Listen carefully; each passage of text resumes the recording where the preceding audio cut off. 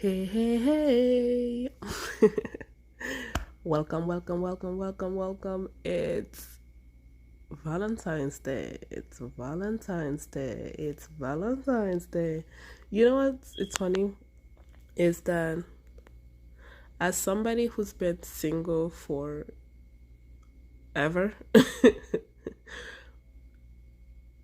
I like Valentine's Day.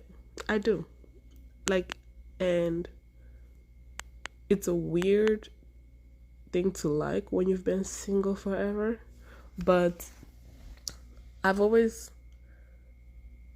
I was getting excited because I just love to see the decorations. I love going to get myself strawberry covered chocolate with chocolates. I love going to the movies. I'm that girl that will celebrate Valentine's Day as if I'm with somebody. And the one time I celebrated Valentine's Day with my ex, like I was just like I was more romantic than to myself than to him. But like because I am a conscience giver, like I like to give you something where you feel like, oh my god, I really put so much thought into it. So yeah, that was that was the way to kind of not make him feel bad. But I because again I've celebrated Valentine's Day alone all the time. So I'm very in tune into treating myself for that day. Like I am never the type of person who's sad on Valentine's Day. I'm never the type of person who, because the funny thing is, my group of girlfriends were very tight, we're very close, and I think I've put so much as a person. I think I've put so much emphasis on friendships than on relationships because A, I'm African and we're not supposed to have boyfriends until we're married, and B, it was just because I was always alone in my house. I've always admired my friends because they became more of my sisters, my support group. I can be myself with them and everything. So I thought, right? Because I told you, those people, I don't talk to none of their asses. But no, but I do have two really great girlfriends that I'm still friends with. Yeah, so we treat each other like we would literally text each, like the way we would talk to each other, you would think we're in a relationship, right? Because we're just like, girl, I hope you get this, you get that, we treat each other. So Valentine's Day is never boring. I'm not the type of person who's like, oh, I hate Valentine's Day because I'm single. No, it's I never feel single because I'm just I'm filled with love. And as a teacher, I'm just I want my man to love me the way my kids love me. like, the way my kids love me, I can yell at my kids, I can be mean to my kids, but then 2 seconds later they come and hug me and kiss me. That's how that's how I'm this fool to love me, okay? But since it's Valentine's Day, let's talk about love. Let's talk about love. And and it's Valentine's Day, it's Black History Month, and let's just talk about the multiple conversation people are having about love and relationships and why it's hard to date me. Okay. And I think I've mentioned this in previous episode about dating an African girl. It's when I go on a date, I'm not going there to find a boyfriend. Again, in African library, in African dictionary, boyfriend does not exist. A boyfriend does not exist. Listen to what our parents tell us. You would wait, they'd be like, you cannot date until you get married. Well, how am I gonna get married? Well, you figured that part out. So when an African girl is going on a date, there's no what are you looking long term, short term conversation. Fool, I'm always looking long term. I am evaluating you to see if your husband material. So every question I'm asking you is to see if I can introduce you one day to my parents. Because you are not signing up to be a boyfriend. I am not a girlfriend material. I'm a wife. I was not trained to be a girlfriend. I was trained to be a wife. Because girlfriends don't cook for the men. Wife do. You know? And which has kind of clashed with sort of like the American sense of dating, because you're just like, Americans have this idea like, we're young, we're free, we want to figure out ourselves, we want to find ourselves. Find yourself. To Africans, we don't find ourselves. And I know I'm joking. No, I'm not joking. This is true. We don't find ourselves. We are here. That's ourselves. We are not lost. We don't find ourselves. Why would you need to find something that's not lost? How do you even explain to an African parent, I want to go find myself? Or like, no, you want to be a hoe. That's what you want to be.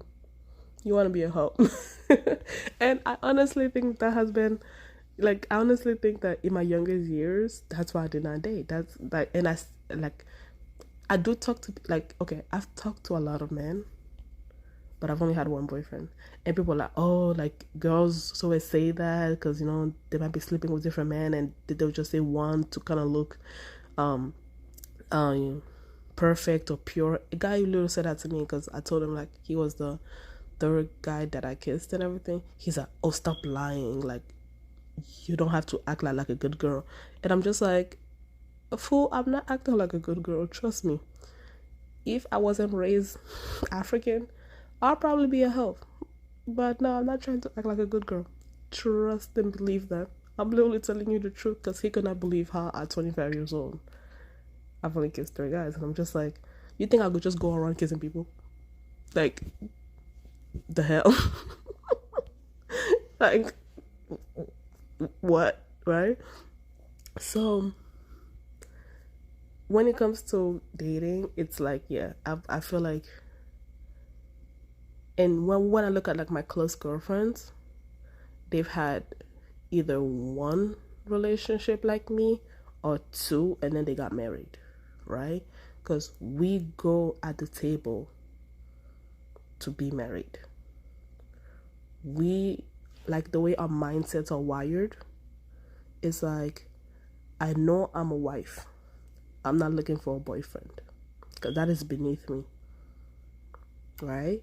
I'm looking for a husband. So are you husband or not? And most of the time, guys are not husband until they're 40 or 60, basically, right? But like, are you a husband? Because I'm there to look for a husband. Are you a husband? So that's a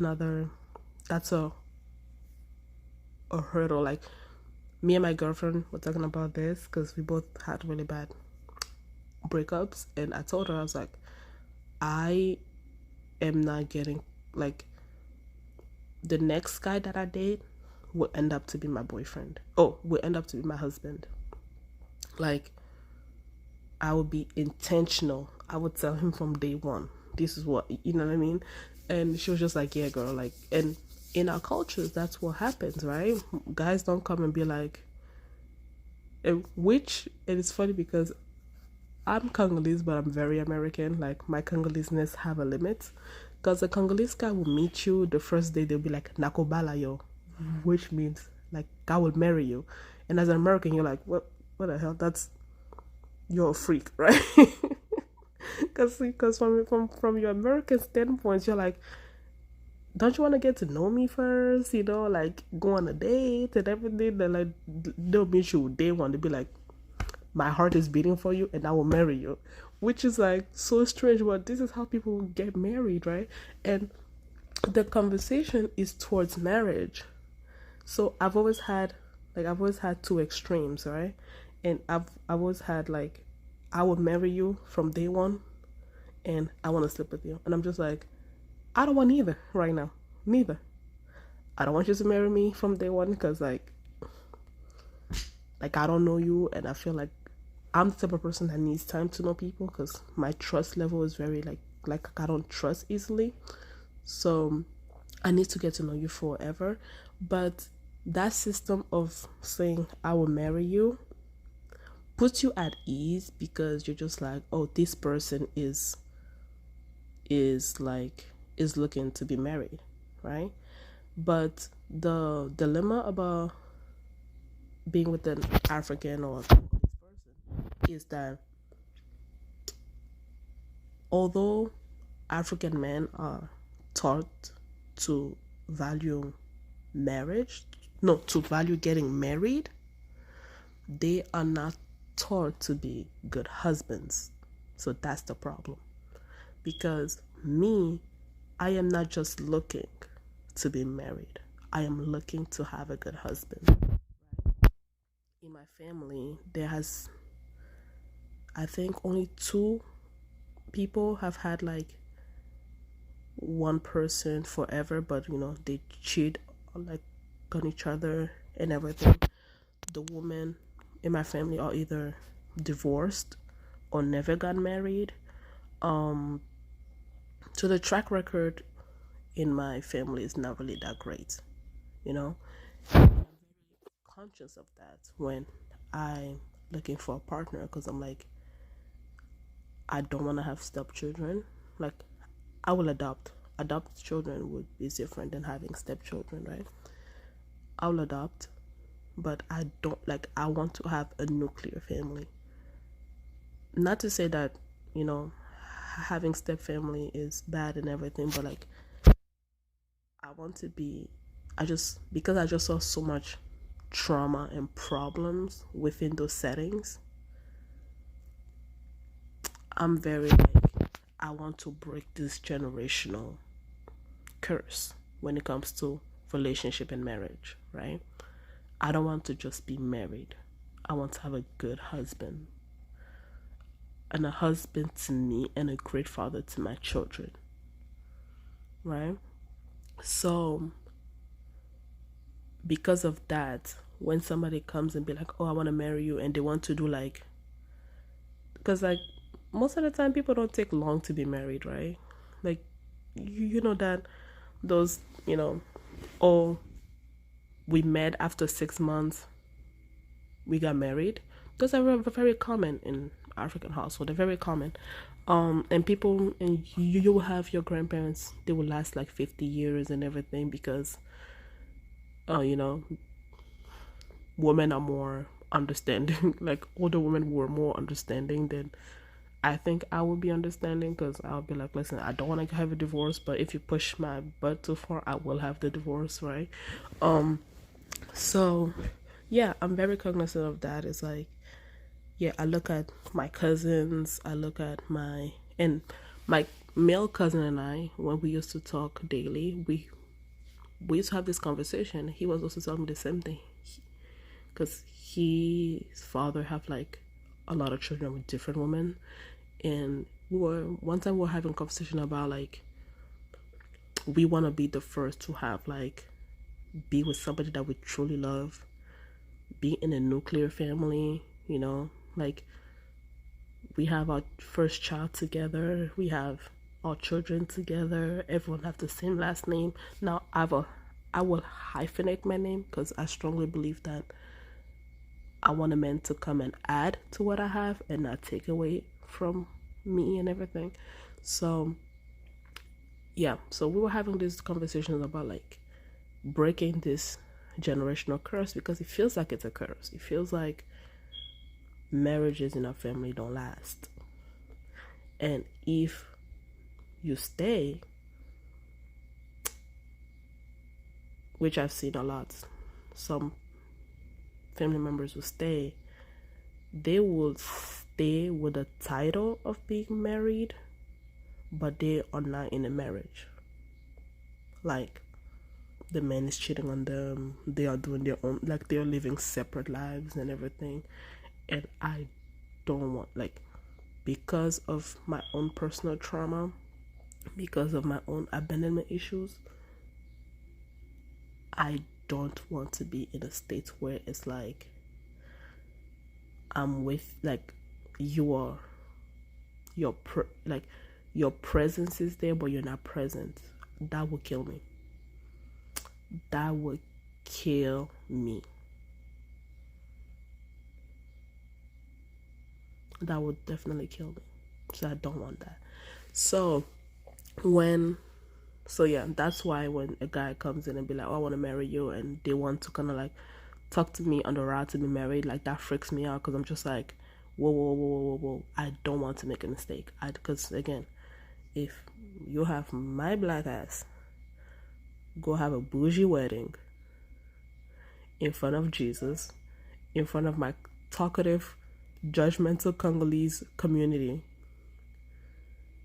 you better make sure, like, you bet your ass that we are not divorcing. We are not divorcing. I cannot handle the embarrassment and the humiliation. No. So I'm the type of person that, like, I have to feel you in my soul. And that's the same thing with friendship. Because I had such a very laissez-faire, people show me the minimum and then I give them the world and everything. My new friends, whew, I feel bad for them because, they're gonna, because like I have to really know you in my soul. I have to pray about you. God have to show me you in my dreams, like for 3 months before I'm comfortable saying yes to you, right? And then on the other American side, you're like, oh yeah, let's date, I don't know, I'm still trying to figure things out, things may change. That uncertainty does not work for me. It does not work. It does not work at all. It does not work. Does not work at all. I don't need uncertainty. I don't need you. When you come to me, you should already know who the hell you are. So when I'm like, yeah, I'm still trying to figure out. Figure out what? I'm finding myself. Finding yourself where? You're there.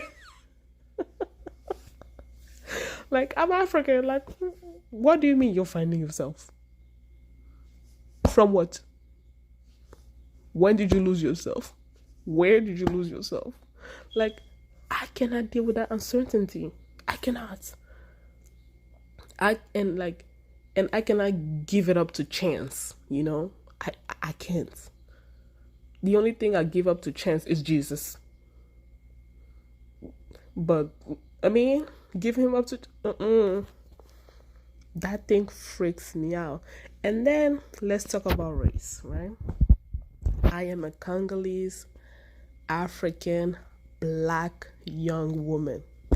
Who do I date? And it's so funny because when I was a kid, people like, my family member, like my mom would say this, my mothers, like I told you, like I have a lot of moms who help raise me and everything. They'd be like, oh yeah, okozala mwasi ya mundele, right? You're gonna marry a white guy. You're gonna marry a white guy and everything.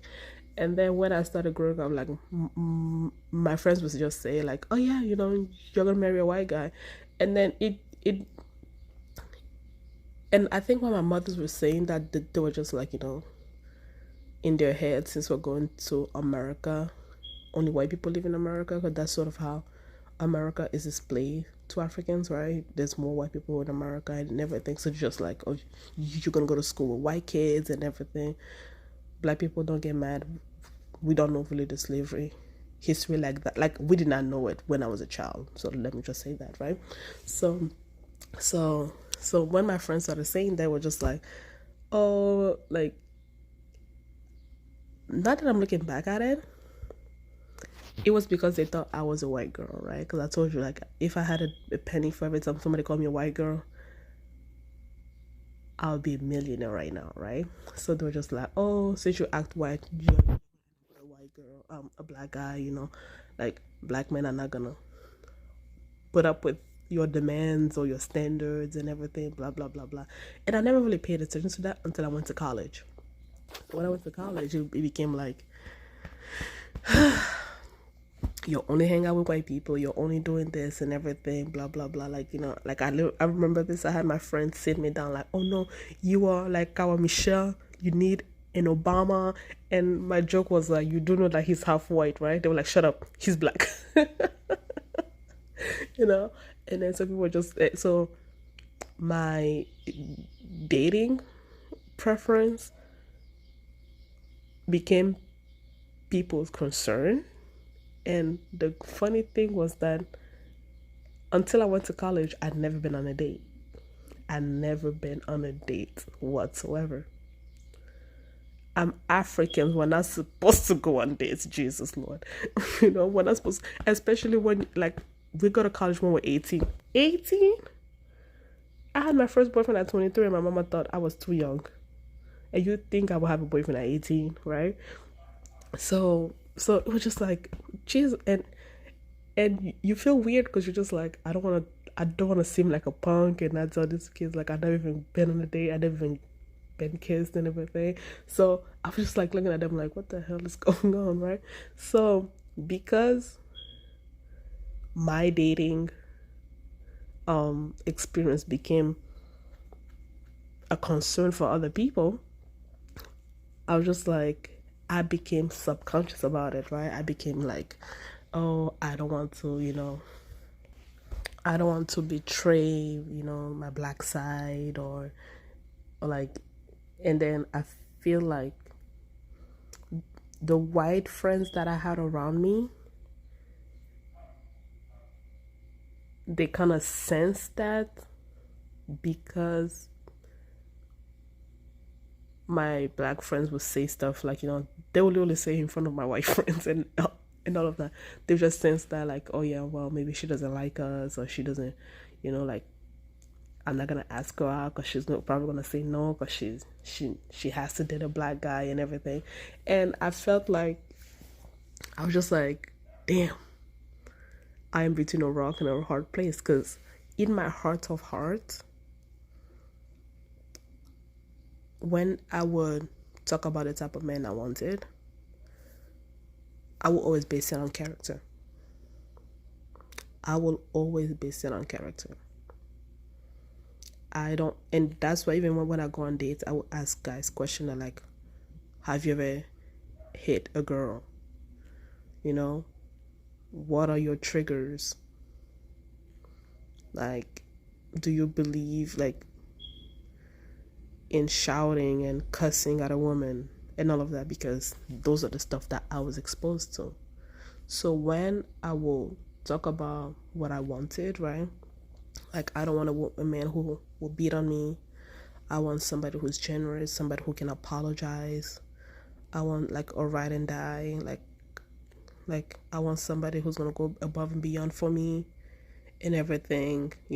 Like I have really bad periods. Like I have really bad cramps during my periods, and I would just talk about like, oh my god, it's because I've been doing this alone for so many times, for so long, that I'll be like, sometimes when I'm on my period, I'm thinking like, oh, like I just love like my man to like give me tea, because then I have to get up by myself to get teas, and everything. And I felt that way when I lived alone in France.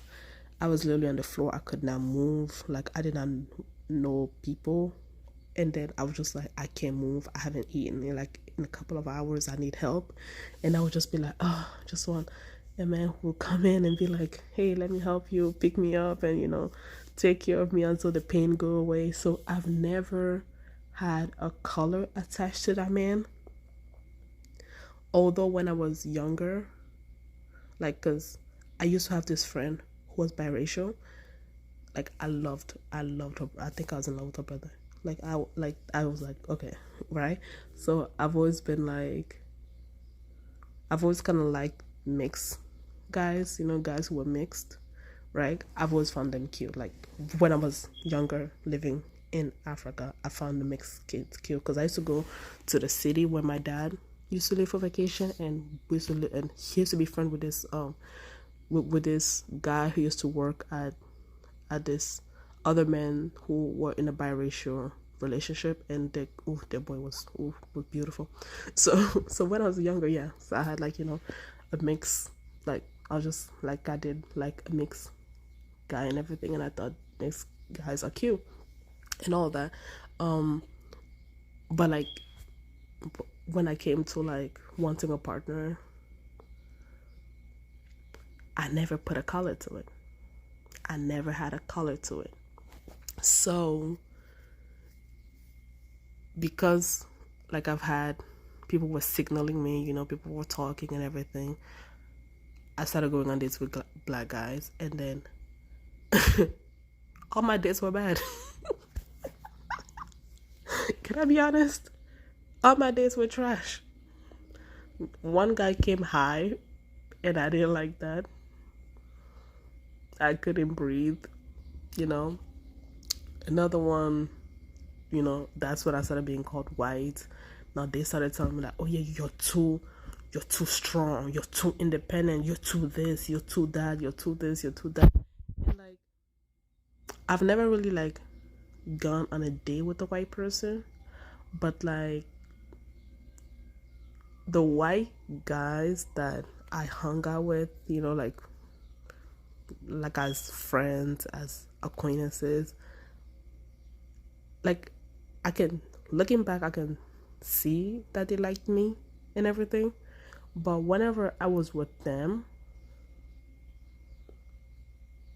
I did not feel like I had to fight for my voice. I did not feel like I had to prove my worth, right? I did not feel like I had to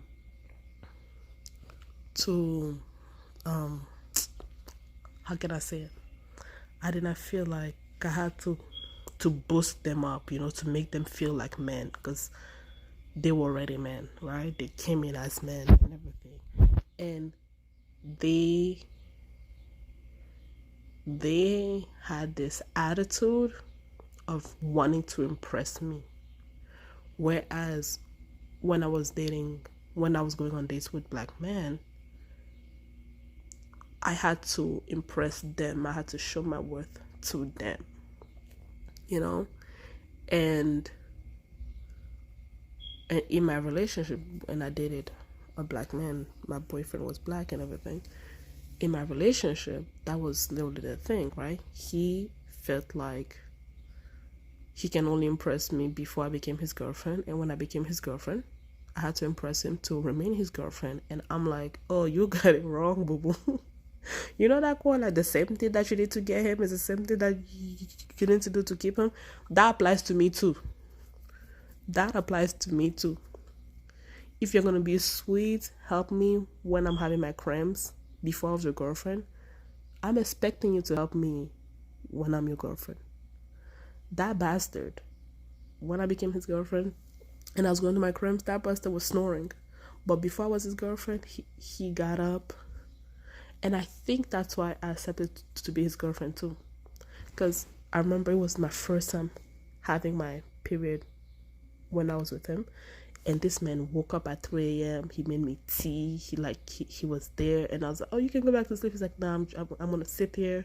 I'm going to sit here until I know that you're fine and everything. You go to sleep first. And when he did that, I was like, he softened my heart so much that the next day I was like, yeah, I'll be your girlfriend, man. And the next month, that bastard was in that bed snoring. You see how they get us, girls? You see how they get us?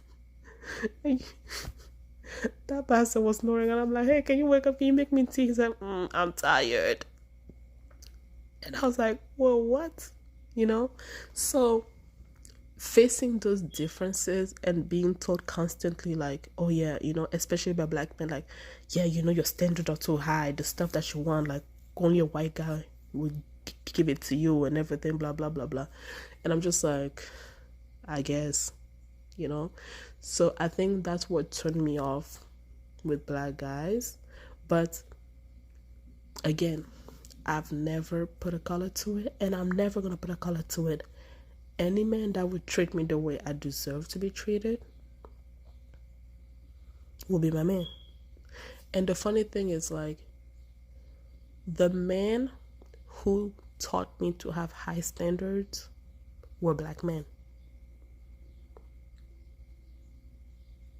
Yes, I don't have my biological father, but I am surrounded by positive black male role models that taught me what to expect from a man. How should a man treat you?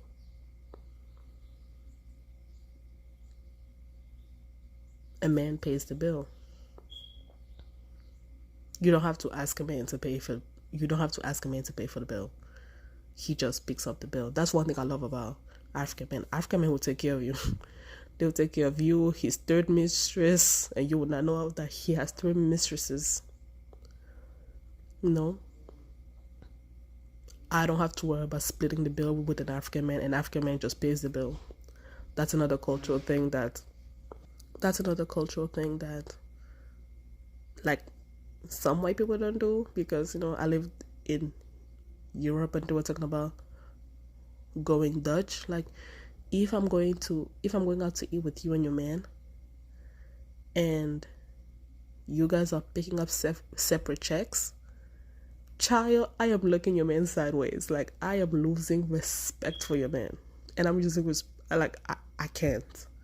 Like me and my man are going out to eat with another couple, and then we're picking up different checks, and then we're gonna go home, lay in the same bed, and I'm gonna spread my legs for hell to the no. Hey, did I say hell to the no? Hell to the damn no. No, So those are just like cultural nuanced stuff that I like from my African side that I don't get from like quote unquote my American side, right? And the other thing is not just the race between black and white, but I'm a Congolese girl, I'm an African girl, and finding cultural compatibility is hard, right? Because with my ex was Congolese as well, but my ex was Congolese who migrated to the West as an adult. I migrated to the West as a child. We don't have 100% the same history, right? He does not understand the nuance of me being, yes, an African kid, but I grew up in the West. Most of my schooling was in the West, right? So, yes, he can answer to my Congolese culture, but he cannot fully understand me because I'm also American. I'm also a Western girl. Does that make sense? And then with American people, or with American men, it's like you can understand my American side unless you're worldly and educated and understand the nuance of the world. I am missing my Congolese side. You cannot answer to my Congolese side, right? And then with the white man, you're like again, unless it's educated, worldly, and and one thing about white people, they're very open to learn. That's what, in my experience, that's what I've experienced, that they're very open to learn. Like when I tell a white man like, oh, I'm of Congolese descent, he's like, oh, tell me about the Congo, and then they will go do research and come back and ask you questions so that they get it right and everything. They'll be like, do you want me to call you Ndaya? Do you mean Ndaya? No, because I don't want to call you Cynthia because I don't want to offend you or re-traumatize you. And I'm just like, boy, shut the hell up. You're good, right? So yeah, the dating dilemma is multi-dimensional for me, right? But because like I listen to Congolese rumba, and guys, I've not listened to Congolese rumba in 15 days because I'm fasting and I'm praying to the Lord. And the good thing about Congolese music is even the gospel music have rumba, so I'm still getting my dose of rumba. But as soon as I'm done fasting, and I told Jesus this, and he knows I'm not lying, the only sin I'm gonna do is listen to worldly music. That's the sin I'm gonna do. Like I know that for sure, right? But as soon as I'm done fasting, I'm going back to my Congolese rumba. I'm going back to Ferre, Fali, Kofi. God, I'm sorry. I'm so sorry. I am so sorry. But we already discussed this. You know your child. You said that you created me. You said that you knew me before my mama and my daddy got together to make me. So I love my rumba, right? I love my Fali. Oh, okay. So in the name of Jesus, amen. But yeah, right? Because like I want to dance rumba with my man, and then you're just like, I have to teach this white guy. I have to teach this American guy. Yeah. But again, when it comes to dating, regardless of how multicultural we are, go with somebody who fits your soul, regardless of color, regardless of skin tone, regardless of nationality. He has to fit your soul, and that's what I want. I want somebody who fits my soul. He may not be Congolese, but that doesn't mean he doesn't have to become Congolese. Like that doesn't mean I can teach him Rumba, I can teach him Lingala, or he can be Congolese, but he has to understand that, I'm not gonna be his traditional Congolese wife because it's impossible for me to be that. But yeah. Okay, guys, I have to go do a live on Instagram, and it's about studying abroad. And also, I forgot, please, thank you for checking out my blog. It's doing well. Thank you, thank you, thank you, thank you. I appreciate it. Thank you. For those who are new, my blog is See the World with CYTHEWORLD.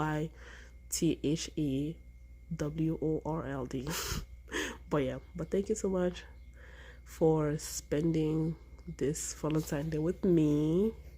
And happy Valentine's Day. Treat yourself, buy yourself good chocolate. I'm gonna treat I cannot even treat myself this year because I'm fasting again. So I'm gonna celebrate my Valentine's Day next week, and I'm still packing. And yeah, thank you. Talk to you later. Bye, and happy Valentine's Day.